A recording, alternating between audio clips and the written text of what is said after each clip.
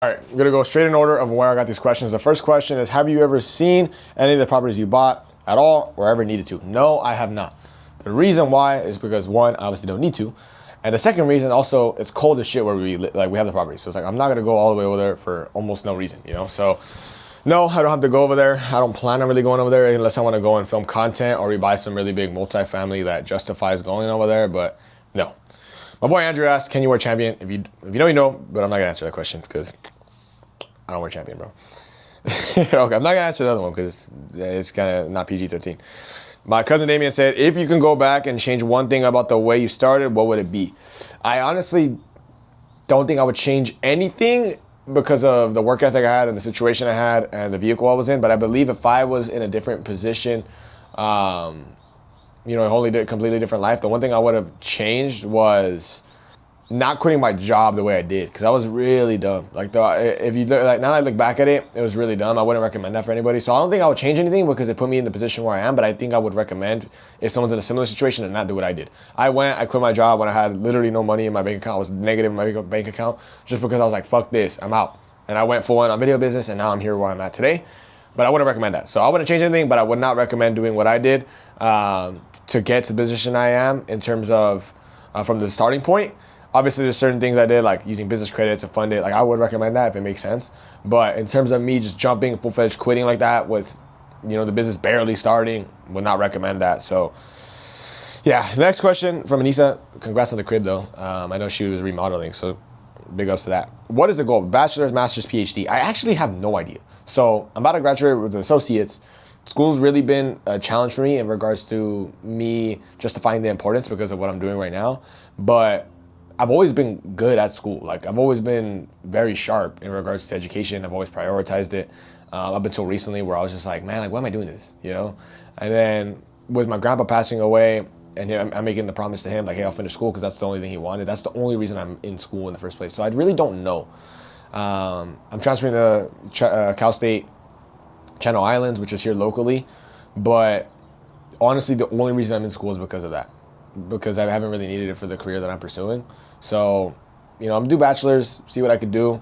Get all these scholarships so it's free because I do value education. Obviously, I'm keeping the promise too because, they risked so much to be there.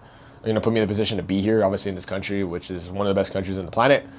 So I'm just gonna repay that promise. And some things are bigger than money. Some people will say, oh, why don't you full focus on your business, fuck school, all the above. But it's like, there are people that sacrifice so much to put you in those shoes that you're filled in right now.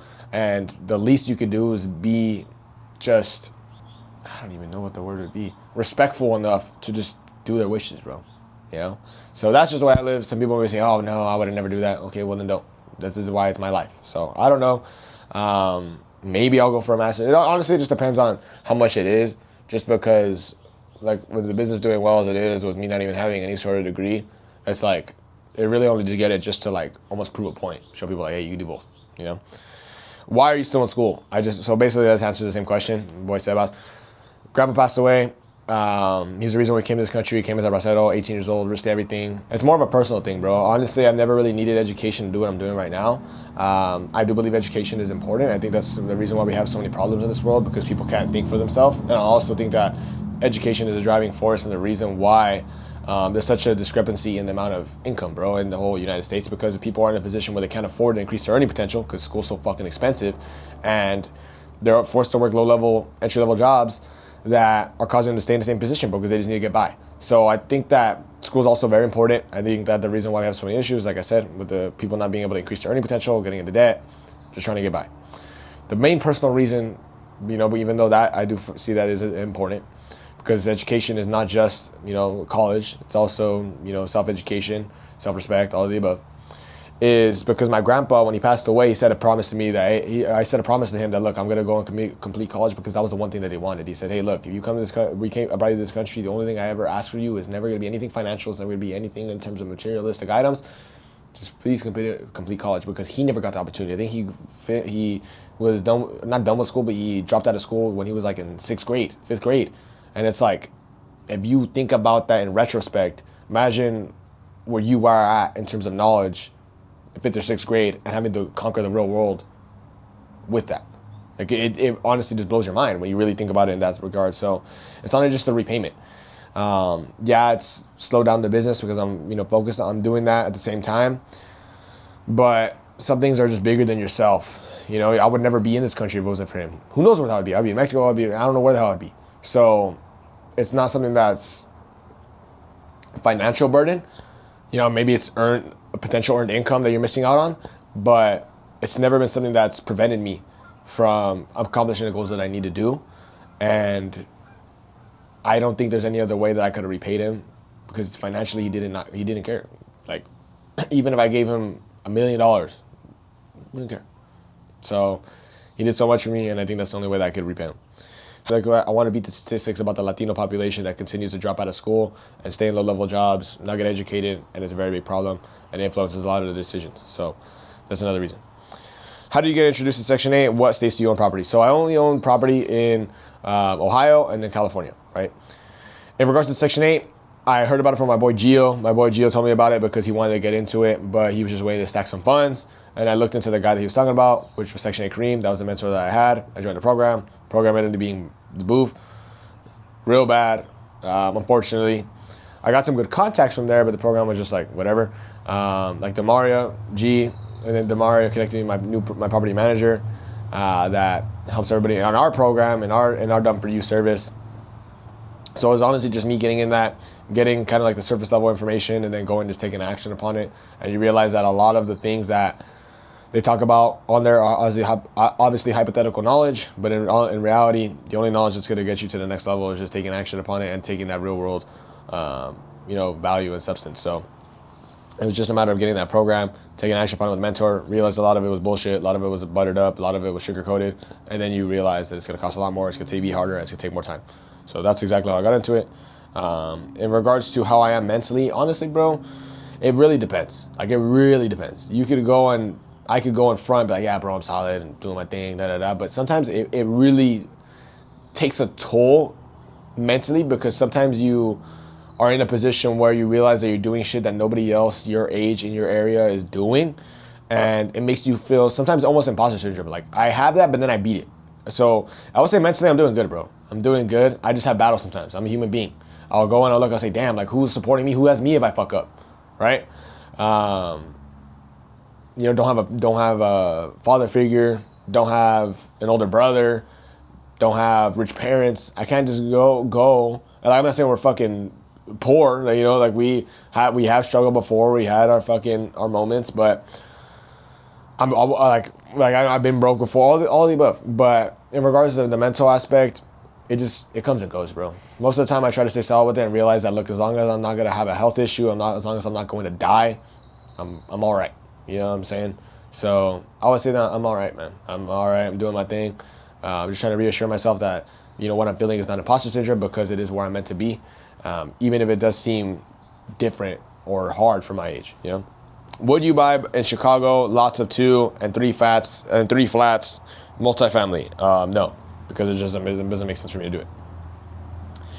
Biggest misconception people have about investing in real estate, limited beliefs. I would say the largest misconception people have about investing in real estate is that you need a ton of documentation, you have to do it in your backyard, and that, I would say that's probably, you need a ton of documentation like W-2s, tax returns, pay stubs, which I thought that I needed until I obviously came upon Section 8 investing, which didn't require any of that. Alongside that, investing in your backyard, people say, oh, I need to feel the property and touch it. Why?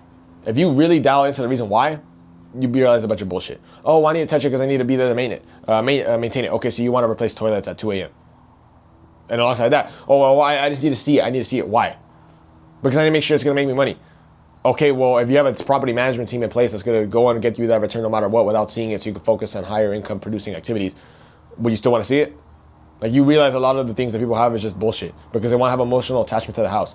You never want to have emotional attachment to the house unless it's like a primary residence, because in reality, it's an asset. It's not a liability the way that a primary residence is if it's not making you money, right? If you have a primary home and it's not making you money, it's a liability. It's not an asset, right? Unless you're leveraging it to go buy more rental properties or whatever. So I would say those are the misconceptions. And I think the last one would be, unfortunately, from realtors and brokers, realtors and lenders, is people realizing that have the misconception that the only fees that go into is like down payment, closing costs. And the problem with that is you get blindsided real quick. You have inspection fee, you have appraisal, that's already $1,000. That's already $1,000 off the rip, sometimes even more. And alongside that, what if you have to put a furnace, or not a furnace, a gas oven into there to pass Section 8 compliance? What if you have 1 month's worth of vacancy? What if you have to do some touch-up work? What if you have to pay your property manager to get a setup fee? What if you have to waive an application fee so a Section 8 tenant can get in? Like, those are all fees that add up. Like, they're not free.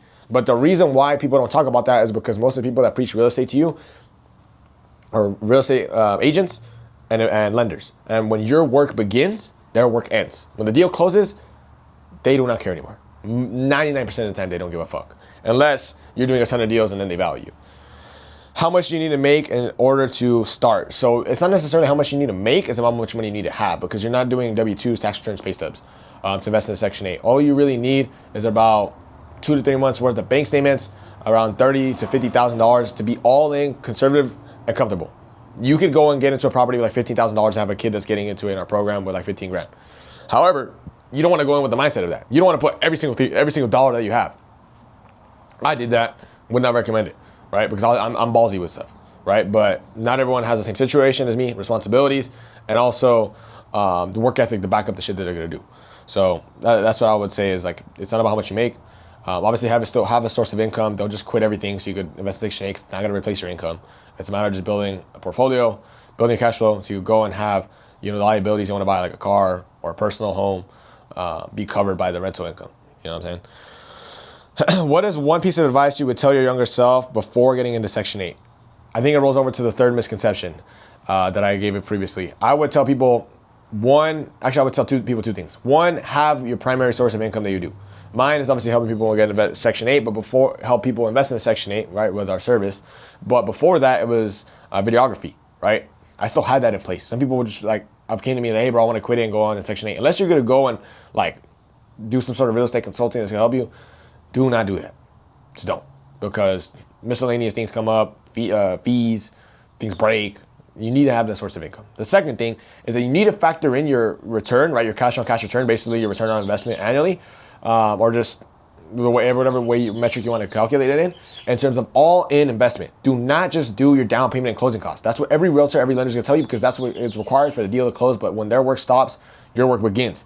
You need to calculate off of down payment, closing costs, miscellaneous fees, any sort of touch-ups, a vacancy, property management setup fees, them taking first month's rent. Alongside that, you need to talk to yourself about, okay, well, what is my return, not only financially in terms of money in, money out, but what is my return in terms of time and energy allocated into this process? If I am going to make, $800 a month guaranteed, and this property is only costing me $20,000 to get in, you're going to go and make, what is that? 8,000, 9,600 a year from one property, which is almost a 50% return. But what if it took you fucking 12 hours a day, right, for, I don't know, fucking 2 weeks, right, in terms of escrow times, in order to get that done? What if it took you fucking 60 days worth of just busting your ass? Like, would that be a good return? No. But it's because you have to place the tenant, all of the above. But if you bought a property that's $30,000 and it's making say you put $25,000 and it's making $750 a month, yeah, it's less money in, money out. But say the property's already turnkey, it doesn't need any sort of work, it already has a tenant in it that's cash flowing, that's Section 8. What would you rather have, right? The one that's going to require a ton of time and energy, maybe you make a better financial investment in terms of money in, money out, or would you want the one that's a little bit less on the money in, money out, but it's going to require less time, less energy, it's going to be cash flowing off the rip, so you can focus on the income producing activities that go and allow you to go and buy more rental units. So that's what I would say if I could do it, because when I bought, they just said hey, look, you need $10,000 and that's it. And it's a bunch of bullshit. People say that, bullshit. How did you get started with Section 8 rental? So basically just bought a program, took action upon it, and then alongside that, realized that most of the things that they were talking about was a bunch of hypothetical bullshit. And unfortunately, I had to go and pave my own path by taking action. And being in a position where I had to obviously get access to more money, that's why I used business credit, increase my earning potential, build my own team, and go through a lot of trials and tribulations. So that's how I got into it. They gave me a lot of contacts that helped out. And yeah, I would say that although I didn't really like the program, the contacts I had were valuable. So I don't ever like to shit on anybody's thing, but I just do call a spade a spade. So If you guys have any other questions about absolutely anything, go ahead and leave a comment down below. I'll answer them. This is something that, it's always just like raw, uncut type thing, so you guys can sit with me and see how the hell I am as just a person. But I appreciate y'all, and I'll catch you on the next one.